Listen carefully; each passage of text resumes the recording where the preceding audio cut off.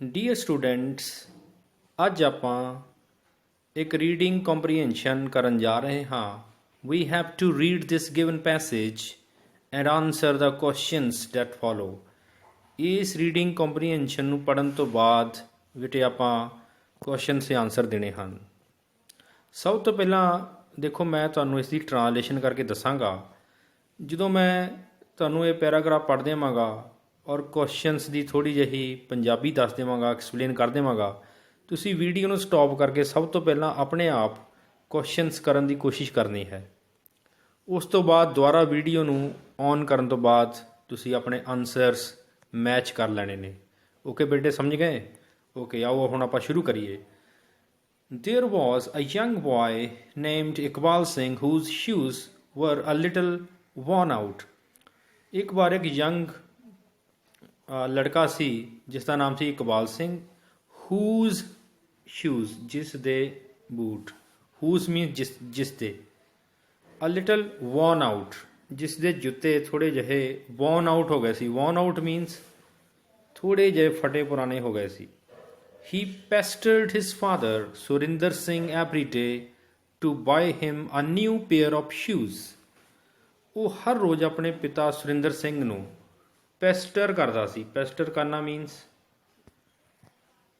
ਤੰਗ ਪਰੇਸ਼ਾਨ ਕਰਦਾ ਸੀ। ਬਾਰ-ਬਾਰ ਰਿਕੁਐਸਟ ਦੇ ਨਾਲ ਜਦੋਂ ਆਪਾਂ ਕਿਸੇ ਨੂੰ ਤੰਗ ਕਰੀਏ ਉਹਨੂੰ ਕਹਿੰਦੇ ਹਨ ਪੈਸਟਰ ਕਰਨਾ, ਕਿ ਉਹ ਨਵੇਂ ਸ਼ੂਜ਼ ਲੈ ਦੇਵੇ ਉਸ ਨੂੰ।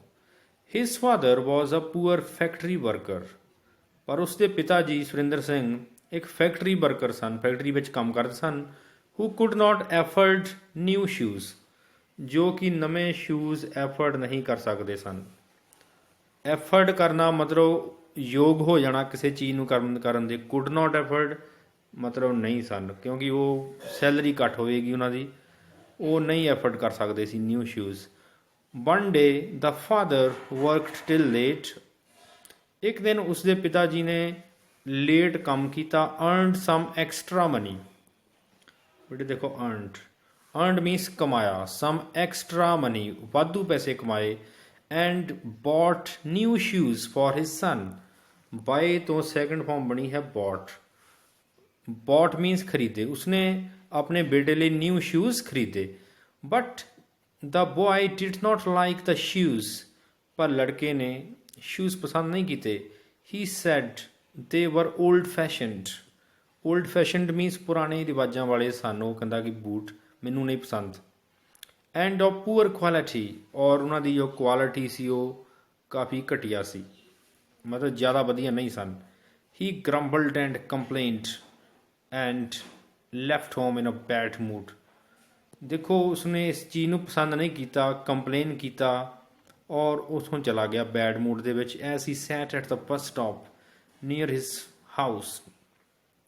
ਜਦੋਂ ਆਪਣੇ ਘਰ ਦੇ ਲਾਗੇ ਜਾ ਕੇ ਬੱਸ ਸਟਾਪ ਦੇ ਕੋਲ ਬੈਠ ਗਿਆ। He felt God had been very unfair to him by giving him poor parents. ਉਸਨੇ ਕਿਹਾ ਕਿ ਪਰਮਾਤਮਾ ਦੇਖੋ ਕਿੰਨਾ ਅਨਫੇਅਰ ਹੈ, ਉਸਨੇ ਕਿੰਨੇ ਗਰੀਬ ਮਾਂ ਬਾਪ ਉਸਨੂੰ ਦਿੱਤੇ ਹਨ।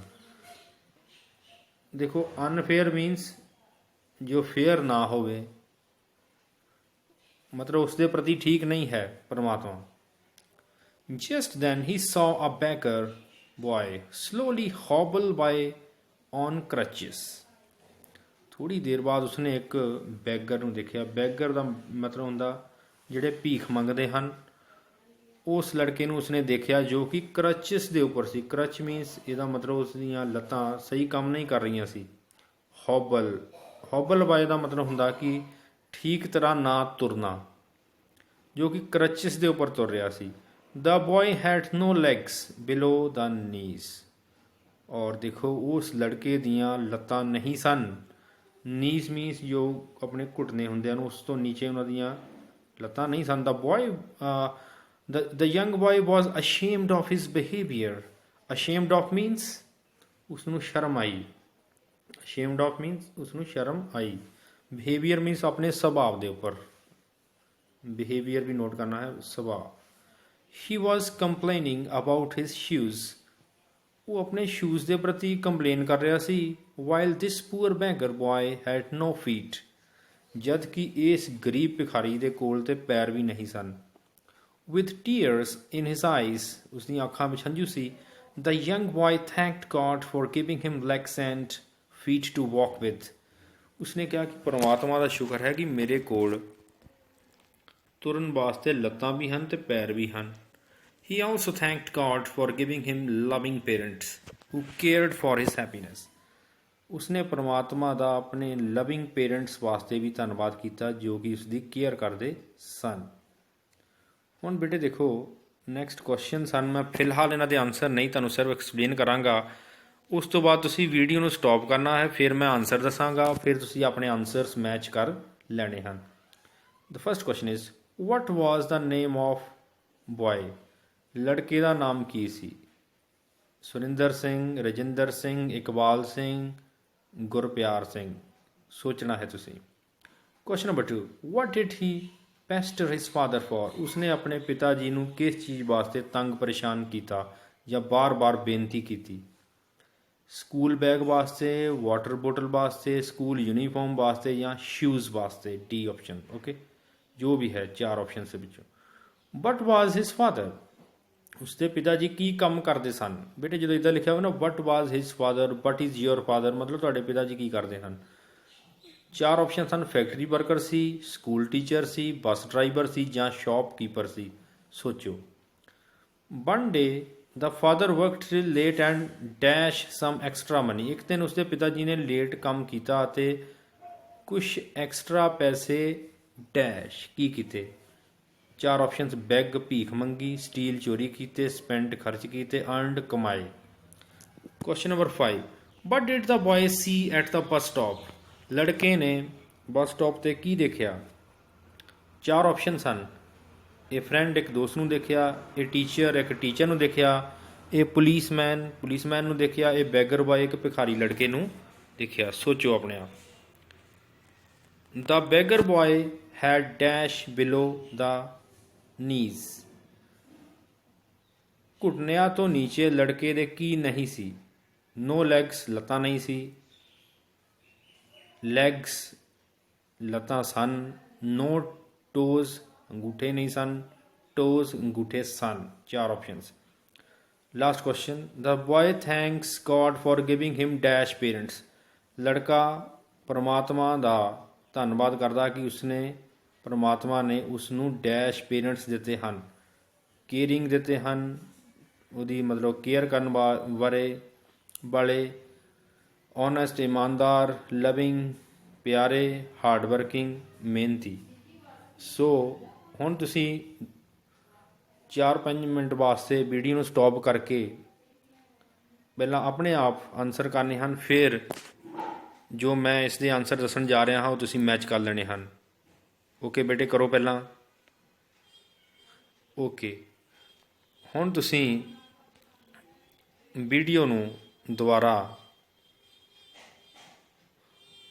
ਵਾਚ ਕਰਨਾ ਹੈ. ਆਓ ਹੁਣ ਆਪਾਂ ਤੁਹਾਨੂੰ ਆਨਸਰ ਦੱਸਦੇ ਹਾਂ. What was the name of the boy. ਲੜਕੇ ਦਾ ਨਾਮ ਕੀ ਸੀ? ਇਕਬਾਲ ਸਿੰਘ. ਕੀ ਸੀਗਾ? Iqbal Singh. What did he pester his father for. ਉਸਨੇ ਆਪਣੇ ਪਿਤਾ ਜੀ ਨੂੰ ਕਿਸ ਚੀਜ਼ ਦੇ ਵਾਸਤੇ ਤੰਗ ਕੀਤਾ ਹੈ? ਸ਼ੂਜ਼ ਵਾਸਤੇ. D option. What was his father. ਉਸਦੇ ਪਿਤਾ ਜੀ ਕੀ ਸਨ? Factory worker. A option. One day the father work till late and dash some extra money. ਇੱਕ ਦਿਨ ਉਸਦੇ ਪਿਤਾ ਜੀ ਨੇ ਲੇਟ ਕੰਮ ਕੀਤਾ ਅਤੇ ਕੀ ਅਰਨ ਕੀਤਾ ਸੀ? ਐਕਸਟਰਾ ਮਨੀ ਅਰਨ ਕੀਤੀ ਸੀ. D option. Okay. What did the boy see at the bus stop. Bus stop 'ਤੇ ਉਸਨੇ ਕੀ ਦੇਖਿਆ ਸੀ? ਇਹ ਬੈਗਰ ਬॉय ਨੂੰ. D option. The beggar boy had dash below the knees. No legs, ਉਸ ਦੀਆਂ ਲੱਤਾਂ ਨਹੀਂ ਸਨ. No legs. The boy thanks God for giving him loving parents. C option. Okay ਬੇਟੇ, ਸੋ ਨੋਟਬੁੱਕਸ ਦੇ ਉੱਪਰ ਤੁਸੀਂ ਲਿਖ ਲੈਣਾ ਹੈ ਔਰ ਖਾਸ ਕਰਕੇ ਜੋ ਰੀਡਿੰਗ ਪੈਸੇਜ ਹੈ ਉਸ ਵਿੱਚ ਜੋ ਕੁਛ ਵਰਡਸ ਮੈਂ ਅੰਡਰਲਾਈਨ ਕੀਤੇ ਸੀ ਡਿਫੀਕਲਟ, ਉਹਨਾਂ ਨੂੰ ਜ਼ਰੂਰ ਆਪਾਂ ਯਾਦ ਕਰਨ ਦੀ ਕੋਸ਼ਿਸ਼ ਕਰਨੀ ਹੈ. ਥੈਂਕ ਯੂ ਬੇਟਾ.